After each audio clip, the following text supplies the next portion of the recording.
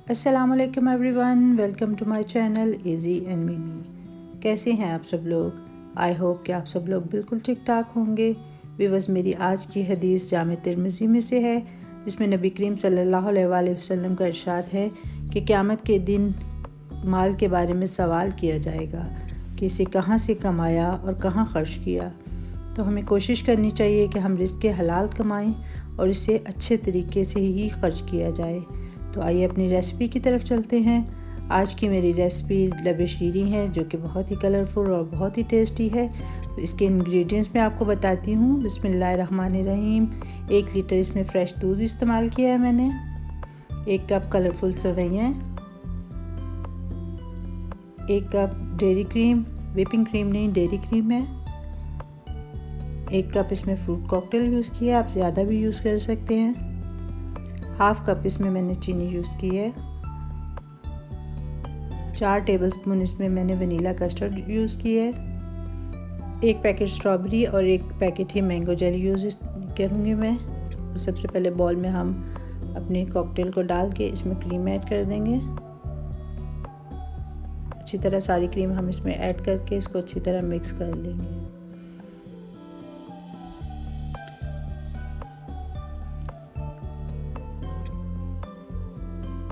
ये अच्छी तरह मैंने इनको मिक्स करके इसके बाद मैं फ्रिज में ठंडा होने के लिए रख दूँगी। इतनी देर में हम अपनी जेली रेडी करते हैं। 1 कप पानी में जब बॉयल आ गया तो इसमें मैं जेली ऐड करके इसको अच्छी तरह मिक्स कर लूँगी, और जब ये ट्रांसपेरेंट हो जाएगा तो इसको चूल्हे से उतार लूँगी। ये मेरी स्ट्रॉबेरी जेली रेडी हो गई है। इसी तरह मैं अपनी मैंगो जेली भी 1 कप पानी में बॉयल आने पर इसको ऐड कर दूँगी और इसको अच्छी तरह मिक्स कर लूँगी। और जब ये दोनों रेडी हो जाएंगे तो इनको मैं ठंडा होने के लिए किसी पैन में डाल दूँगी और इनको अच्छी तरह सेट होने के लिए बाहर रख देंगे। इतनी देर में मैं पैन के अंदर 1 लीटर दूध ऐड करके गर्म होने पर इसमें सेवइयाँ ऐड कर दूँगी। साथ ही मैं इसमें शुगर भी ऐड कर दूँगी और इसको अच्छी तरह हिला लेंगे। फिर इसको बॉयल होने के लिए रख देंगे। इतनी देर में मैं कस्टर्ड में थोड़ा सा पानी ऐड करके इसको अच्छी तरह मिक्स कर लूँगी, ताकि इसके सारे लम्स जो हैं वो ख़त्म हो जाएं।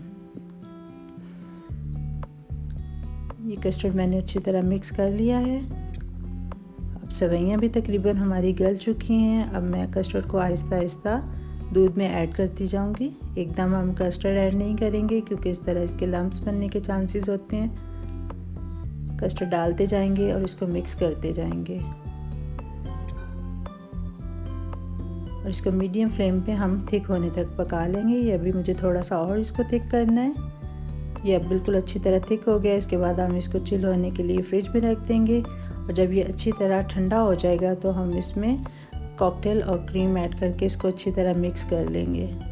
इसको हम गर्म में ऐड नहीं करेंगे, बल्कि अच्छी तरह ठंडा होने के बाद ही ऐड करेंगे। फिर इसके बाद जेली को हम अपनी मर्ज़ी की शक्ल में काट लेंगे। आप जिस चाहे शेप में मर्ज़ी काट लें। मैं इसको क्यूब्स में काट रही हूँ।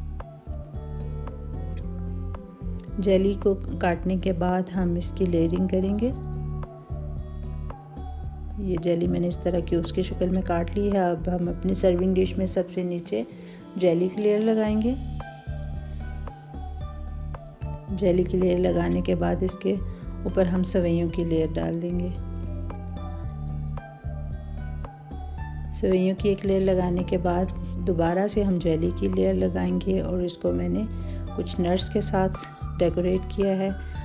यकीन कीजिए कि ये बहुत ही मज़े की बनी है। आप ज़रूर इसको ट्राई कीजिएगा। आई होप कि आपको मेरी आज की रेसिपी अच्छी लगी होगी। दुआ में याद रखिएगा। अल्लाह हाफिज़।